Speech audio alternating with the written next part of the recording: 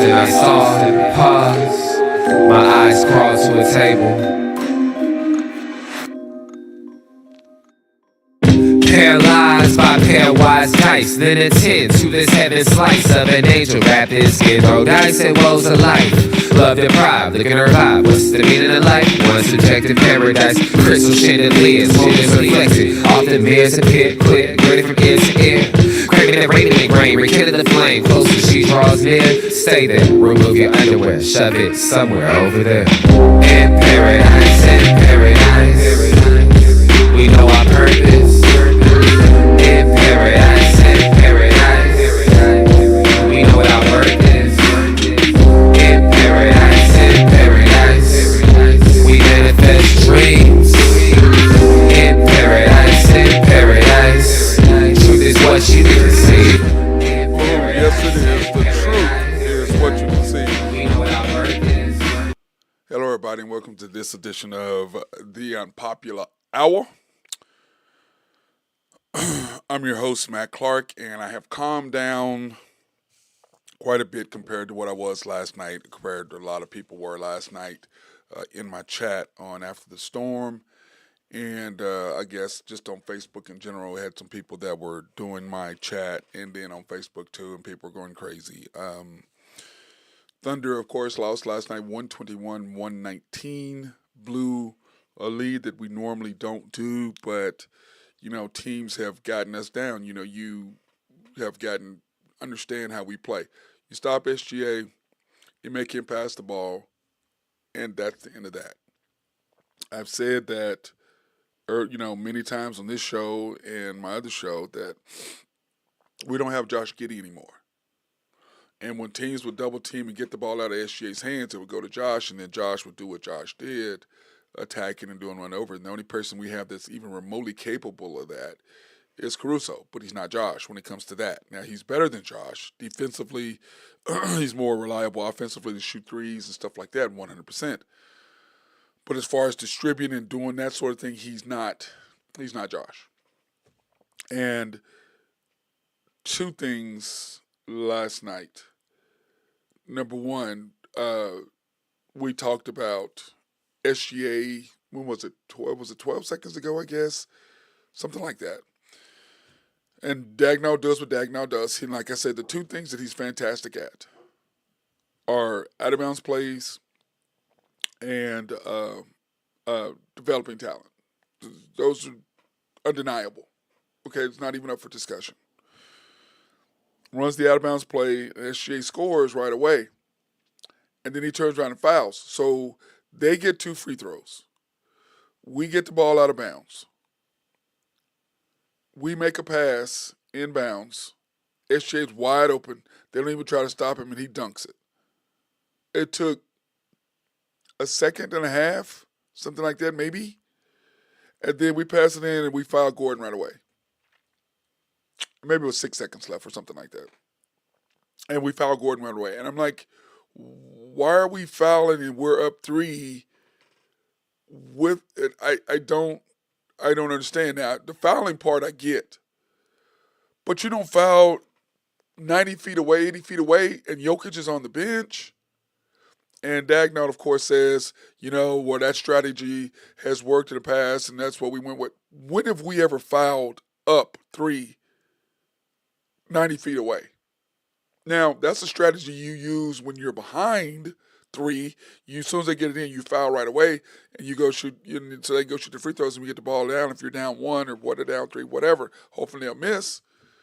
But if you've got the ball, if you're up, you don't foul. The clock is your friend at that point. So, to me, those 3 things happened. He fouled twice right away, Jokic, and then Gordon. SGA got the shot instead of dribbling. Nobody was guarding him. He could have dribbled out to the corner and dribbled around till somebody fouled him and wasted 3 to 4 seconds. He did not do that.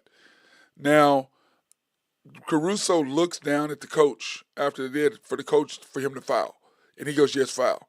And Caruso went ahead and fouled. It was like, okay, why? I played, I don't know how many years of basketball. And those of you who have played basketball would go, we have the lead, and it's 8 seconds left. I want to foul 100%, but I'm going to let him dribble up the quarterways to at least whatever because there's 6 seconds left. Then I'm going to foul him. I'm not going to foul him. I'm not going to foul him in less than a second. And on top of that, Jokic is on the bench. They have no timeouts they can't call. So instead, they score. We're down up one again. Then you call the timeout again, and you don't put the ball in SJ's hands again. And we just talked about this last. We're against the Grizzlies. Remember, Game 4. I brought this up. You can go back and look at the video. I said when the game is on the line, you have to put it in your best player's hands. Last time he put it in J-Dub's hands, J-Dub went 1 for 2. This time he put it in Chet's hands, Chet went 0 for 2. I don't understand this dude. And once again, we were at dinner the other night, and I'm not going to mention who it is, but a friend of mine who's also a friend of his. Okay. And we were talking about it, and he asked me, I feel like, oh man, this. I said, the guy is brilliant at these two things, but he's not instinctual when it comes to understanding the game, number one. I said, he's a minutes manager, number 2. He's analytical, number 3. He doesn't understand lineups, number 4. And because all of these things are together, not being instinctual as a coach and understanding the intricacies of the game, you have to understand what I mean by instinctual is this. You have to feel when the game changes. You have to be able to understand the game is changing right now. So I have to change what I'm doing, whether that's lineups, whether that's whatever. I have to change what I'm doing based on what's happening right there. Not 20 minutes ago or not 30 minutes ago or not last year or whatever. What is going on at that moment? And then you're going to say that you made those fouls. We have done that before. I don't remember us ever being up 3 and fouling somebody in the backcourt way back. I've never seen that before that I can remember. Now, maybe you guys can, and please in the chat, please, or Facebook or text me or whatever, if you can remember when we're up 3 and they got the ball and we fouled them not running any time off the clock. So, that being said, I spoke about that last week, that he is going to cost us a game. And he did. And then he goes, that didn't cost us the game. Really, coach? So, up 7 now. Tony Brothers last night, he's ridiculous. He called a foul on iHeart on the baseline. He and Chet are fighting. And he and iHeart are fighting.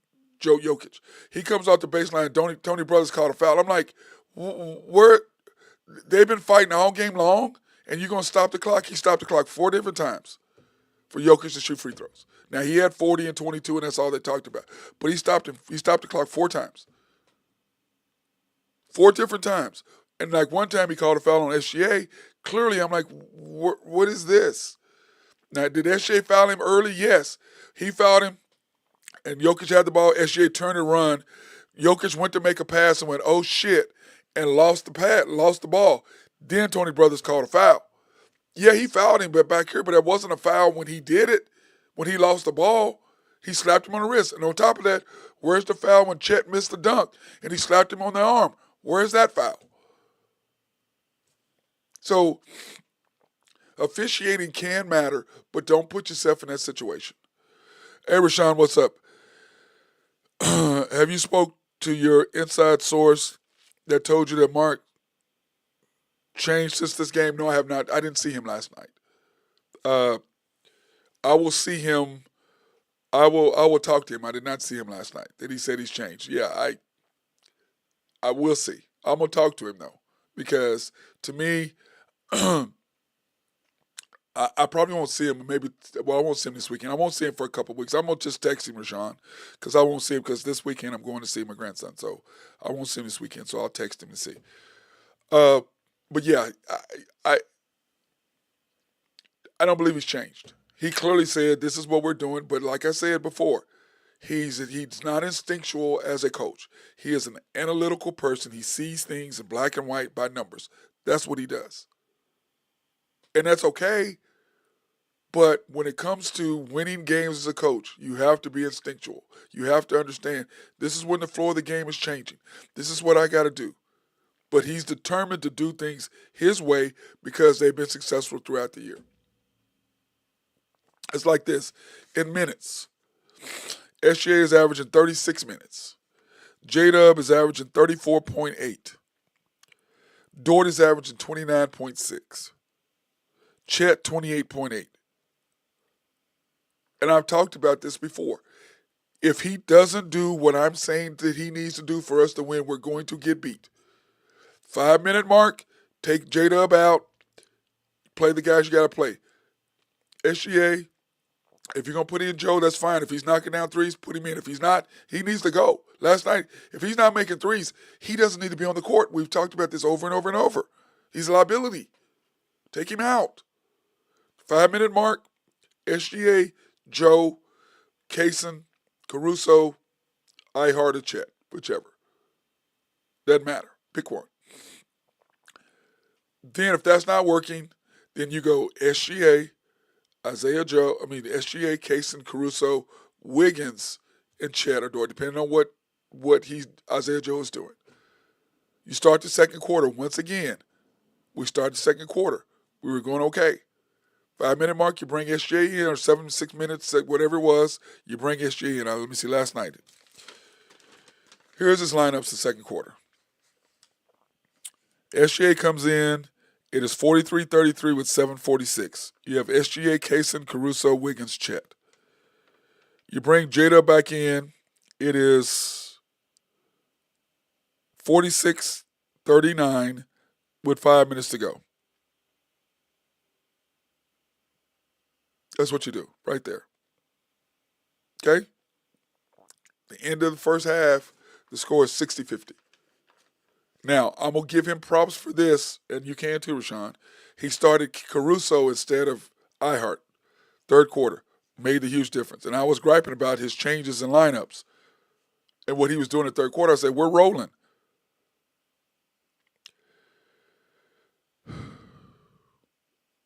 It's 69-59 with 8:29 to go. You bring Ihart in for Caruso. We're up 10. By the way, Caruso, magnificent last night. He was unbelievable. It's 7-3-64. You got SGA, Isaiah Joe, J-Dub with 6 minutes to go. Dort, Ihart. And I'm screaming, I got my notes read. Take J-Dub out.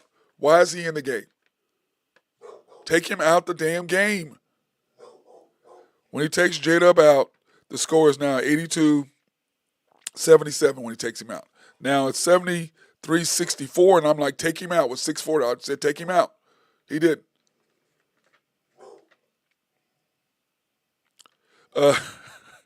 CB Bullock, Jada 5 for 20. Told you we need KD. I'm not against KD, but I mean, I'm not against KD at all. But I agree with you, 5 for 20. And then I'm sitting there, got a note. Take Joe out. And I've got my notes. Lineups.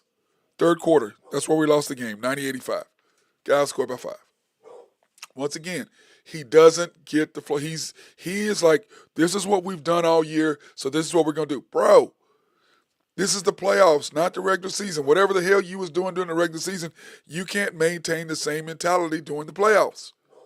They're not the same. But Tony Brothers, those calls stopping the clock at the end of the fourth quarter hurt us. 100% killed us. Killed our momentum. Joker's going to free throw 4 straight times. The first time, no, that's not a foul on the baseline. Let them play. You trying to say that's a foul? They're knocking the hell out of each other, and that's what you call? If Shea gets fouled, and you don't call that on Brown, but yet you call Jokic going to the middle for an and one. 4 straight times he made calls in possessions against us for Jokic. 4 straight times. Rashawn, KD most likely would have been out with an injury. Be nice. Uh, CB fouling up three, terrible coaching. What he said was, we had done that all year. I don't remember one game. Now, granted, there was 82 games. I don't remember us one game being up three and fouling them as soon as they put the ball in play and didn't run any time off the clock. I don't remember that being up. Now down 100%, but up, you let them dribble a little bit, then you foul. But that's not what he did.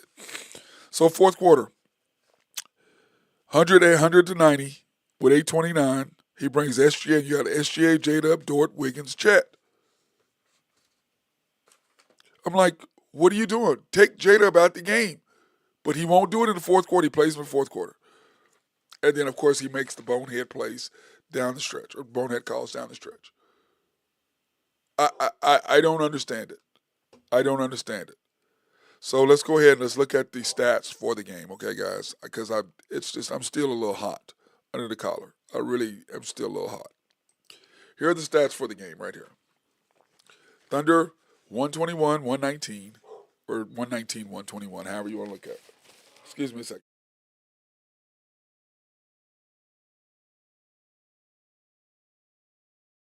This change of weather is just beating me up. I hate having allergies. The Nuggets 10 for 32 from three. Thunder 15 for 43. They shot 44%. We shot 42. They out-rebounded us by 20. 20. More points in the paint, pips, than we did. They had 18 turnovers to 9.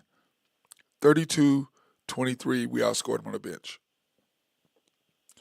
You get out-rebounded by 20.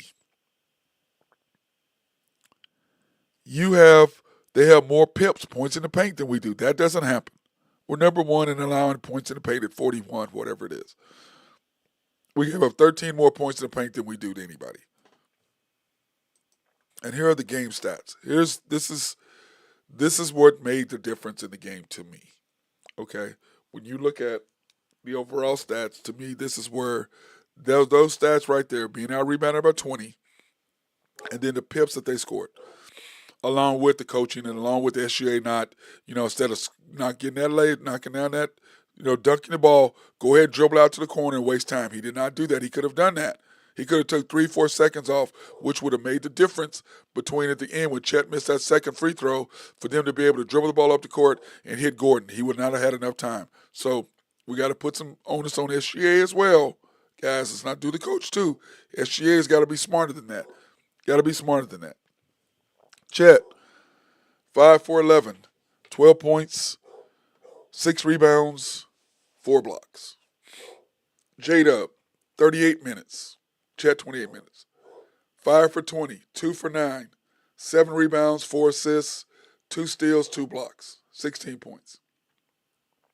Harden, 29 minutes, 6 for 12, 9 rebounds, 12 points. 12-9. I thought he played pretty decently. SGA, 40 minutes, 12 for 26, 2 for 6 from the line, from 3, 7 for 9, 10 rebounds, 8 assists, almost a triple-double. He was minus 16. Chet, minus 14. Talking about plus-minus. J-Dub, minus 6. Ihart, plus 2. Lou Dort, minus 21. Minus 21. 4 for 9 from 3, 4 for 9 from the field, of course. All he did was shoot threes. 1 assist, 1 block, 1 turnover. They're trying to drive to the basket. Quit trying to do stuff, Lou. I don't need you being a playmaker. I need you making plays, shooting threes only. And then, of course, we played 10 players. J. Will, 3 minutes. Why is he playing? But he was 1 for 1, 1 rebound. Why is he playing? Now, to go get the rebound at the end, yeah, I get that. But why is he playing? I don't get that. I don't get that. I just don't. Isaiah Joe, 0 for 4. If he, once again, Coach Dagnall, if he's not making threes right away, don't put him in the game. He's not there. He shot an air ball. Didn't even come close. You're a three-point shooter. You shoot an air ball. Kaysen did not play well. And then our guy Caruso, let's look at his numbers. 26 minutes, 7 for 12 from the field, 5 from 9 from the field. From 3. 6 assists. You saw that right. 5 steals, 2 blocks. He was amazing. He was amazing. He's the reason why we were in the game. Straight up, right there. That's it. That's it. Now, let's look at our overall team stats. The stats on your left when it pulls up are what we did for this year. And the stats on the right are the playoff stats. So that's kind of messed up. That actually I messed that up. That's all screwed up. The stats on the right here. Let me go ahead and delete that. That's bogus. Here are the updated stats. Oh, the stats on the left were the updated stats. Sorry, I just did that wrong. I deleted the wrong one. I'm sorry about that. Let me pull that back up. I deleted the wrong one, guys. Sorry. Um, I just deleted the wrong one. The one I deleted was the updated one. Uh, where is it?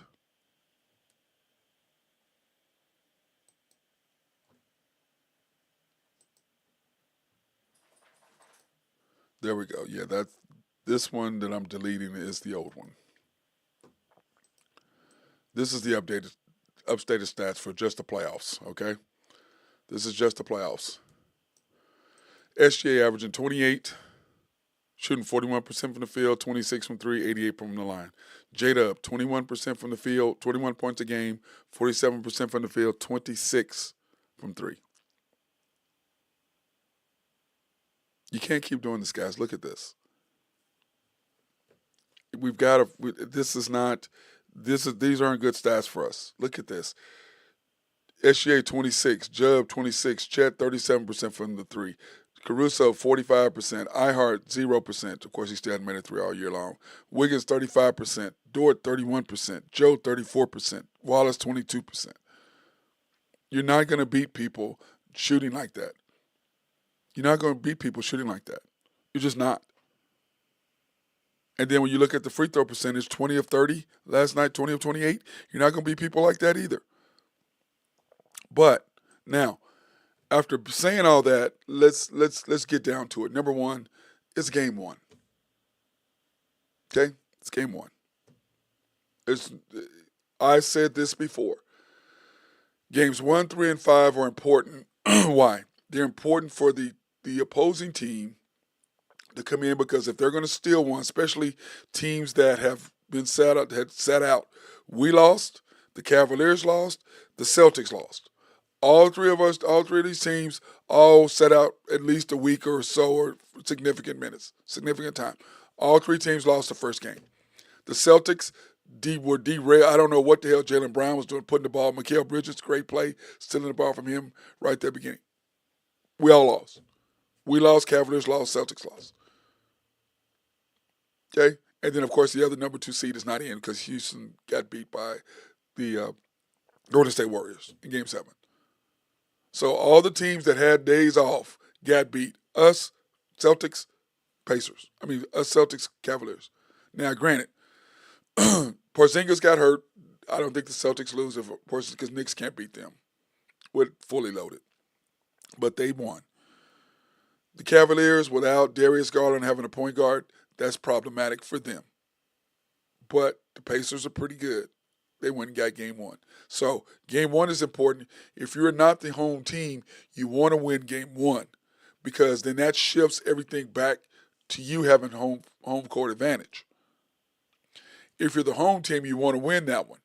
But if you lose and you hadn't played, okay, they got us. This is the game they're going to get. The Thunder gave up the game. We gave up the game. Excuse me, the Thunder gave up the game. The Celtics gave away the game. The Cavaliers just got beat. So that's the difference in the two and the three teams. We gave away the Celtics gave the game away. Cavaliers got beat. We didn't get beat. We gave the game away. There's a huge difference. But once again, it's just game one. Now, why is game 3 important? Because I believe tomorrow night we're going to win. And then it's 1-1 and you go back to their spot, which they're going to be hyped and heavy and all that. But you got to look at how many minutes they've been playing. I saw a stat the other day, or somebody gave me a stat that said Jokic has played 280 minutes to SGA's like 160 whatever. Those minutes match up. Remember when I talked about this before? I was talking about how I don't mind them playing so many games because physically they're going to be beat up, but they're going to be ready for this game one and go steal one. But then as the times 4, 5, and 6 come, you can't continue to play 40 minutes, 42 minutes. You can't do it. You're going to be beat up, especially in a physical series. So that's why I said last night, Eric Jones, what's up? Game 2 now just became a must game. Yes, game 2 is a must game. I said that we're going to win game 2. I'm not worried about that. But game 3, this is important because that's the game that switches everything back to us having home court advantage again. And I believe that we will win 4 out of the next 5 games. I believe we'll win games 2 and 3, lose game 4, and wins game 5 and 6. That's what I think is going to happen. 2 and 3, lose 4, win 5 and 6, and win in 6. That's what I believe is going to happen. And I said that last night. We'll win 4 out of the next 5 games. Denver cannot keep up because games 4, 5, and 6, you're playing that many minutes. You're only playing 8 guys. The game is physical. You're not going to be able to keep up because you just went through a 7-game series, and then you played all these minutes. It's going to catch up to you. So that's why I believe we'll win 4 out of our next 5 games. If, number one, the coach does these things. Number one, you play SGA the whole first quarter, whole third quarter. You pull J-Dub at the 5-minute mark or 6-minute mark of the first and third quarter. Second and fourth quarters, you pull him when you put SJ in at the 6, whatever the timeout is. Unless they start making a run, then you have to put him in early. And take J-Dub out. If he will take J-Dub out and leave SGA in the second and fourth quarters, we will win the game with J-Dub on the bench for 3 minutes, pull him out, bring him back in. We will win. If he doesn't do that and he tries to keep the minutes, J-Dub is playing less than 2 minutes, less than SGA. Are you kidding me? I just showed you the stats. Not to mention, he's an All-NBA player 3 years in a row, first team. Probably going to win the MVP. And you're playing this guy the same amount of minutes? There's no way. There's no way. But once again, this is Dagnall being analytical. Once again, saying that what he did timeout-wise did not cost us the game.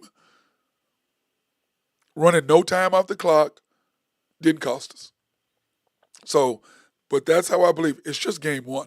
Am I upset that we lost? Yes. I'm more upset that we gave it away than we got beat. I'd rather us got beat than give the game away. But I said before, after game 4, that he's going to cost us a game because of how he does stuff at the end. Like with J-Dub and Chet. And as this one guy was telling me at Catch Tavern that one night, oh, man, it's okay if we lose. So you'd have been fine if we lost game 4, play a game 5. Oh, yeah, I'd have been okay with that because we're trying to teach him something. Teach him what? You're trying to win games. This is the playoffs. It's not during the regular season. You do that stuff during regular season. Playoffs, you can't give away games, man. It's crazy.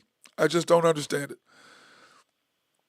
The conversation trend looks like around the association that Mark gave up the game. 100%. Hey, what's up, Burgess? He gave up the game, bro. There's no question. He can go, he says that didn't cost us. 100% it did. It was the final straw. No matter what else happened when everybody's making shots, that's what happened at the end.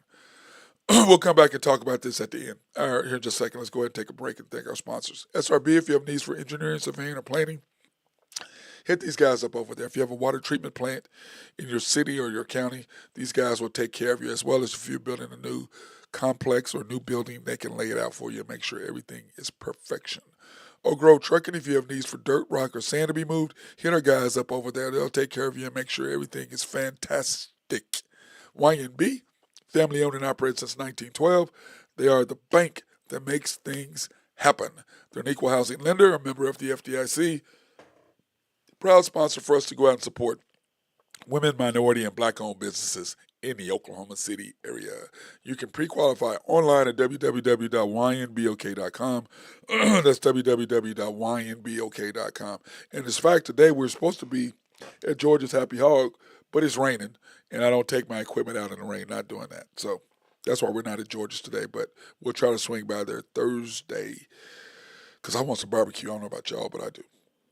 Or you can go into one of their five locations, the main bank at 401M, 66 steps from historic downtown Yukon, Oklahoma. YB Eastwood is off the Parkway and 66 or 39th Expressway. YB Mustang, 218 North Mustang Road. YB Parkway, which is off Garth Brooks and I-40, just south of I-40, right in front of the hospital. And then, of course, in Bethany on 23rd between Rockwell and MacArthur, and that's YB Peoples. Love that place. And then, of course, the House of Creed, handcrafted since 1760. Guys, I don't know if you've had Creed, but if you smelled it, this stuff is so good. It is so good. So all you got to do is go into your Creed store in the Dillards, tell them that Matt Clark sent you in, and they will give you free samples. Okay? And you can take and you can smell the stuff. It's good. And if you're a woman, they got great perfume. If you're a guy, they have great cologne. If you want as a woman, you want to buy some cologne for your guy. Smell it, whichever one you like, because it's about you, not about him. So get whatever you like for him to smell like, and get him some cologne, and he will like it. As far as you're a guy, the same thing for a woman. If you like something that smells good, get her something that you like that she can wear for you. Because they always tell me, Matt, remember, pick the best for your best. I'm like, I agree 100% with that. I'm all on board. I'm all on board. Let me see, Rogello. Absolutely right. SGA mid range is unstoppable. Use it right. Jada best when he drives. That's his strength. Stick to it. Shoots too much. Well, don't shoot too much. Well, Jada was trying to go to the basket getting fouls last night, and they weren't calling him. Jada was going to the basket. He had two terrible shots looking for fouls. He was looking for fouls instead of looking to score. SGA goes to the basket looking to score. Now, he did throw up a shot because he was expecting to pick up the foul on Brown last night that he did not call. And that cost us late. I don't know if you remember that. He was going down the middle of the lane, got bumped, went up. They didn't call it. And then they came right back, and Tony Brothers called a little BS call on Jokic, like the next play down. Boom. I'm like, really? So you don't call that, but you call that.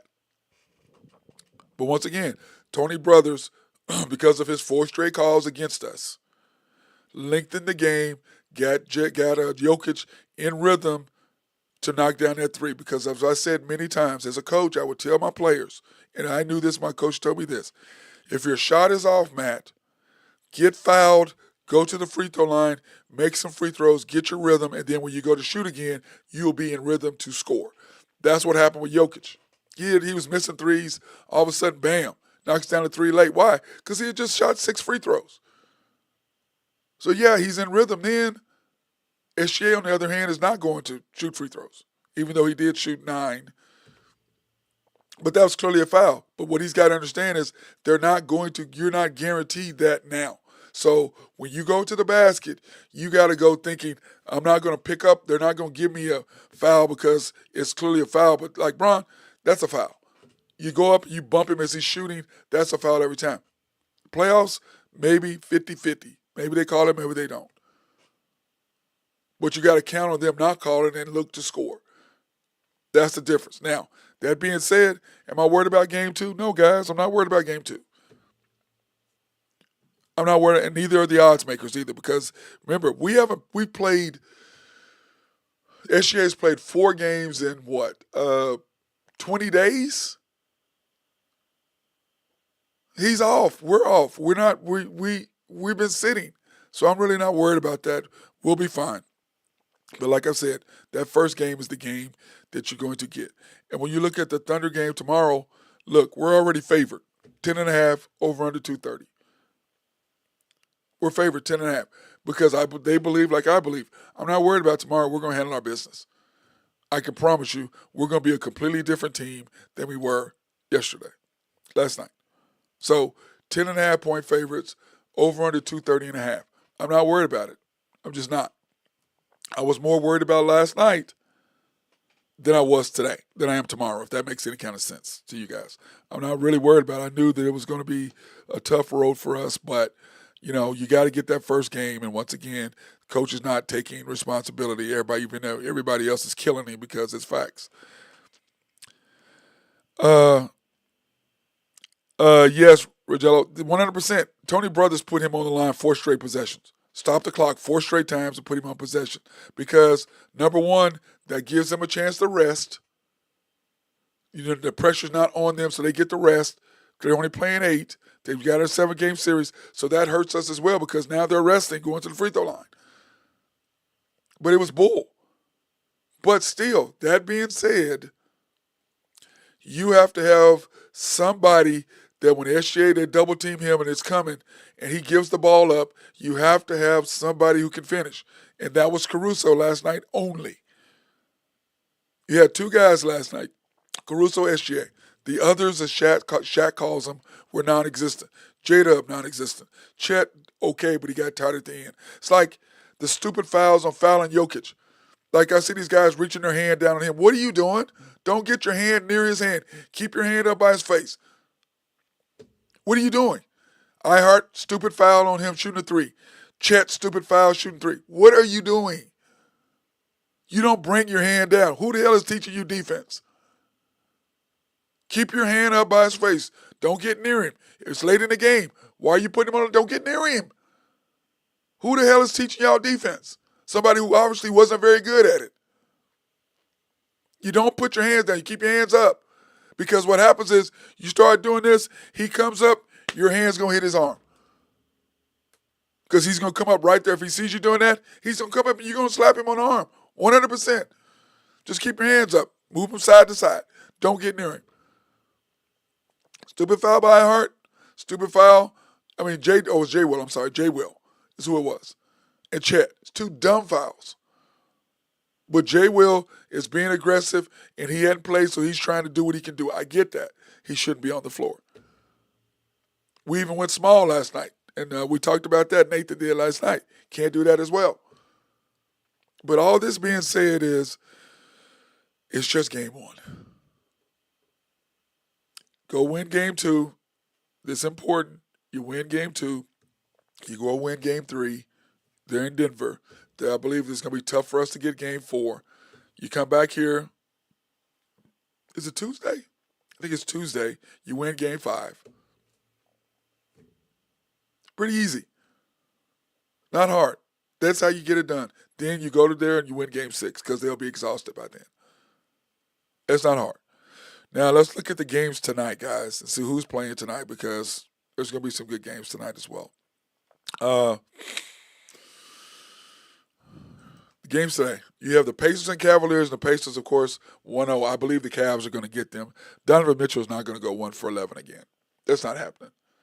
Cavaliers, I think, will win the game tonight, but the Pacers, once again, to me, this series is the most evenly matched series that there is. I don't think the Celtics and the Knicks can keep up what they're doing. I don't think they can beat the Celtics. But this series is closer to me than any of them. I don't think the Warriors are going to be able to handle the Timberwolves. I think unless the Warriors are shooting lights out, they can't handle the height and the width. But even though they did beat them this year, we'll see how that works out. But they do have Jimmy Buckets.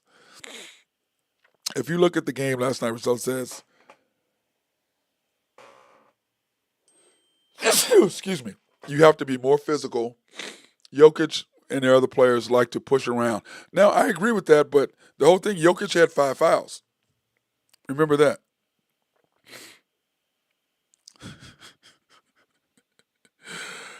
No, we didn't, Commander. We did not need him last night. And that's not happening. But, yeah, when you look at this, though, you look at these games, we needed Waters. He's with Denver. He didn't help Detroit. He should have helped Detroit, Randy, when he was there. But, like I said, the Pacers and the Cavaliers, I think the Cavaliers will win, but that series is going to be closer than what people think. I think that series is more evenly matched. But as long as Darius Garland is out, that's going to be a tough series to me for the Cavaliers to win because they need somebody at point guard. Donovan Mitchell's not a point guard. He's more of a scorer. He's a scorer / facilitator, but he's more of a scorer than he is a facilitator. You look at the Warriors and Timberwolves, the Warriors are going to have to be lights out. They're going to have to be knocked down threes because that's what happens with us in the Timberwolves is that when we beat them and we're beating up on them, Rudy Gobert is not playing because they can't because they're down and they can't afford just to leave him in there because we're exploiting him so much that they can't leave him on the floor. But then Nas Reed kills us every single time. Now Julius Randle is playing well. I don't, to me, like I said, that I thought that the Rockets would give the Timberwolves a more of a series than I think the Warriors will. But I could be wrong. Because I mean, Steph is Steph, the Warriors are the Warriors, Jimmy Buckets is Jimmy Buckets playoff. It looks like it, so we'll see how that works out. So, but anyway, tonight 6 p.m. TNT. I forgot to put that on there, and then the Warriors at 8:30 on TNT. So those are gonna be two great games. And when you look at the playoff brackets, this is how the playoff brackets is laid out. Okay, Thunder down by one. Timberwolves and Rockets tonight. Timberwolves and Warriors, sorry. Cavaliers, Pacers tonight. And then tomorrow, the Knicks and the Celtics along with us. So I kind of like the way that it's us and the Celtics and then the Cavaliers and the Pacers. I kind of like how that's laid out because I believe that these two will end up being on the same page where you have the Cavaliers and Pacers with the Timberwolves and Warriors and then us and the Knicks and the Celtics and the Nuggets are all on the same nights. I like how it's gonna play. So we're gonna see how it's gonna lay out. But I'm excited to watch the games tonight. I really am. I'm looking forward to it. And as far as the Thunder are concerned, I'm really not that worried about it. For you guys that don't know, if you will search after the storm OKC Thunder, you can watch that after the Thunder games because that's when we really get in detail. And again, we came on late last night, and I want to say we went for over an hour, and we had 14, 15 people in the chat, so we went for quite a bit last night. But it was a great show. People were hot, and I liked that. People gave some great analogies, and that's the thing that I love about our chat is that we got people on there who are not just saying a bunch of nonsense, but people. We had one guy come on talking about SGA is a free throw merchant, must have been a Nuggets fan. That's a bunch of crap. And like I said before, last year in the playoffs, he shot one less free throw than he did during the year. You're not a free throw merchant if you shoot one less free throw in the playoffs than you do in the regular season. That means you're consistent. That's what that means.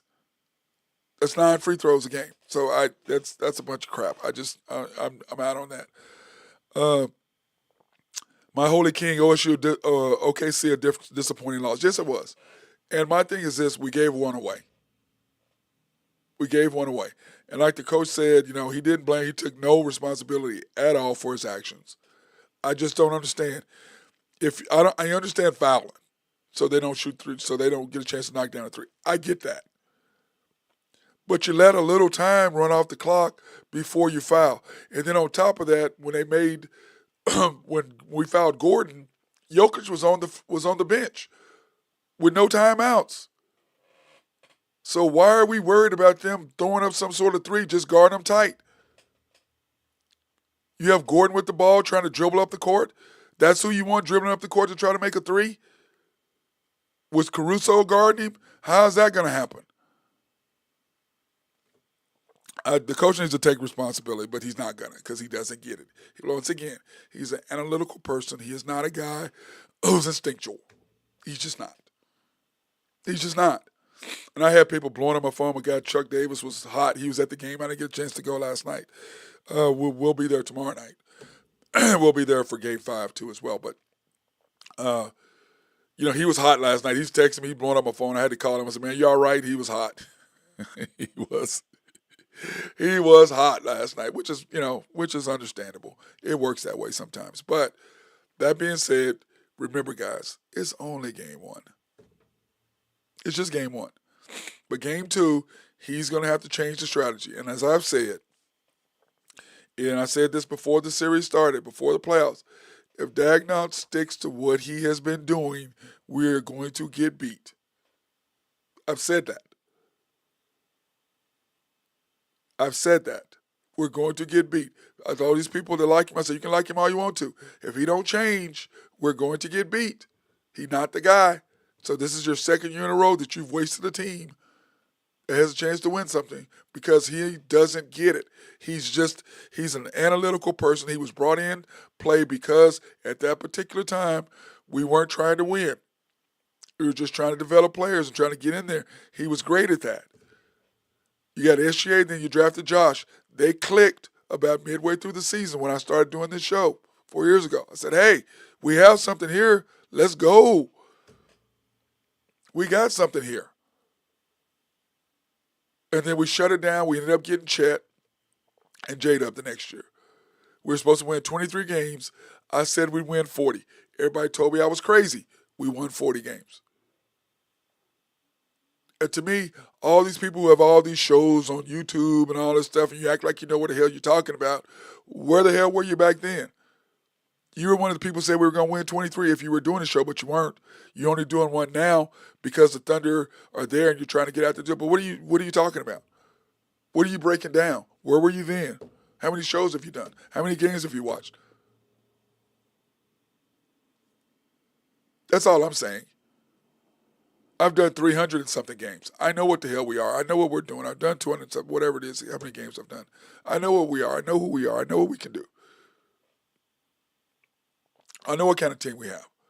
I've been doing this. I get it. I'm fully knowledgeable on what's happening with this team and how we can win, how we can lose, and what our weaknesses are. 100%. I'm not just out here spewing hate or being mad and all that nonsense that I'm not doing any of that. I threw the blame on Dagnall and SGA. It's like Spencer Sims said last night in the chat. One of the first things he said was, when he was one of the first guys popped on, and he said, why did SGA shoot the ball right away? Why didn't he dribble the ball to the corner and waste 3 to 4 seconds? 100% he was right. But SGA didn't know we were going to foul right away either. Grab the ball, dribble to the corner. We have a 1-point lead. We don't need to score. They're going to foul you anyway. Dribble out a little bit. Go to the corner, dribble around. You got good handles. They're going to foul you. That would have burned out 3 to 4 or 5 seconds right there. But once again, that's SGA won't make that mistake again. I promise you. I promise you he won't make that mistake again. But this coach, he's going to make the mistake again. My deal is this. Why are you not giving the ball to SGA? I said it after game 4 against Memphis when he tried to put J-Dub on the line instead of SGA. Up 2, 7 seconds left. Bro, you put the ball in your best player's hands. Do you not understand that? Oh, that's right. You think J-Dub's the best player. That's why J-Dub plays less than a minute less than SGA does. A little over a minute less. They're not the same. One is 3 times first team all defense. First team all NBA. One is not going to be first team all NBA ever. One is the MVP candidate. One is never going to be the MVP. One was an all-star because Chet was hurt, number 1. And number 2, he got stuck in there because why? You got the best overall record or tied for it. You can't have one guy in the deal. Cleveland had 3 in the East. Now, we are in the West. But that's why he made it, by default. Not because he was one of the top 24. He ain't that. And you're wasted if you think he's one of the top 24 players. You're on drugs. I want some of what you're smoking and taking. Because he's not. Heck of a player. Very good for what we're trying to do here in Oklahoma City. But that being said, the coach has to understand who to play, when to play, and what to do. And he doesn't. But I'm putting on SGA's square on his shoulders as well.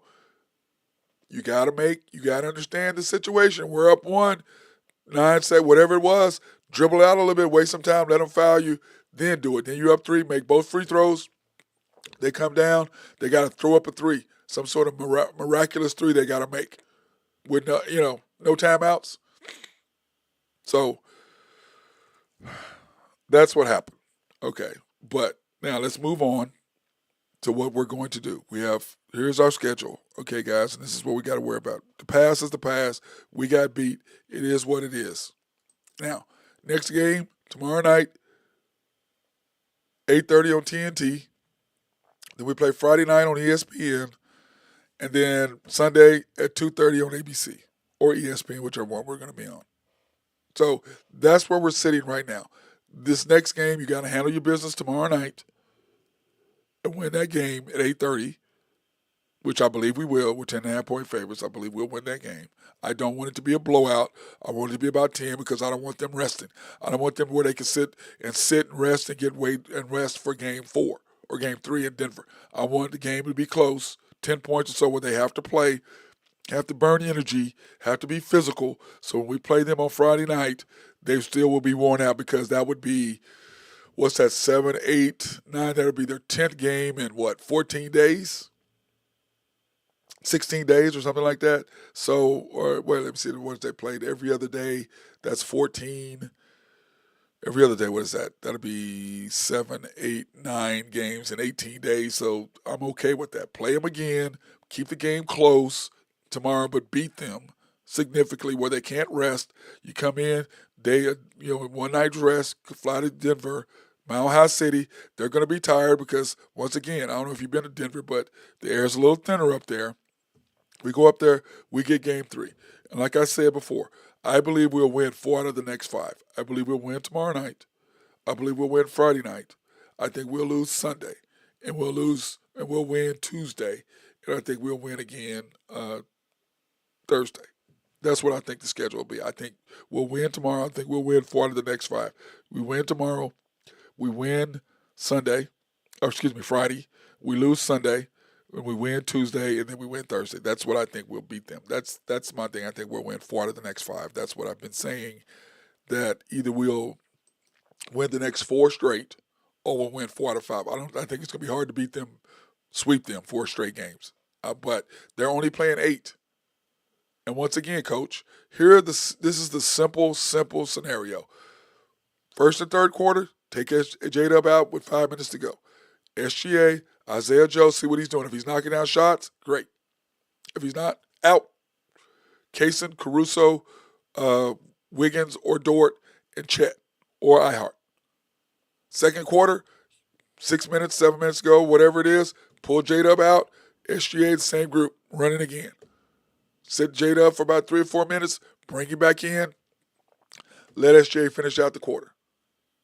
Third quarter, take J-Dub out 5-minute mark, sit him the whole 5 minutes. Fourth quarter, same thing. Take J-Dub out for 2 to 3 minutes, 3 minutes, whatever it is. Make a run, you win the game. If you will do that, we will win. He's not going to do that because J-Dub is his boy, and he doesn't want to get in his head and change it up because he's worried about his feelings. Dude, we're trying to win a chip. And last night he was he played terrible. He did not have a good game at all, defensively, offensively, nothing. He played terrible, but you played him almost the same amount of minutes this year.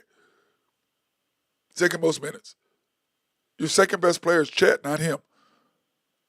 But that's your guy, and that's what you're doing, and I get it, but it's going to cost us.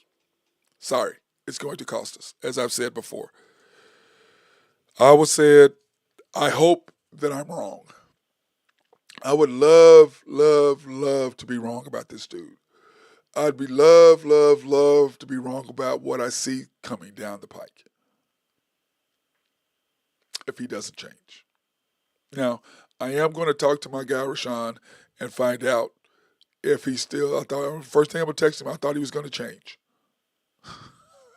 Thought he was going to change, bro. And he didn't. He's not. He hasn't. We lost. So that being said, hey, everybody have a fantastic day. Try to stay dry out there for me today, okay? Watch the games tonight and keep your head up. Tomorrow night, Thunderdome. We'll be fine, 8:30. Remember, it's just one game. It's just one game. We'll be fine.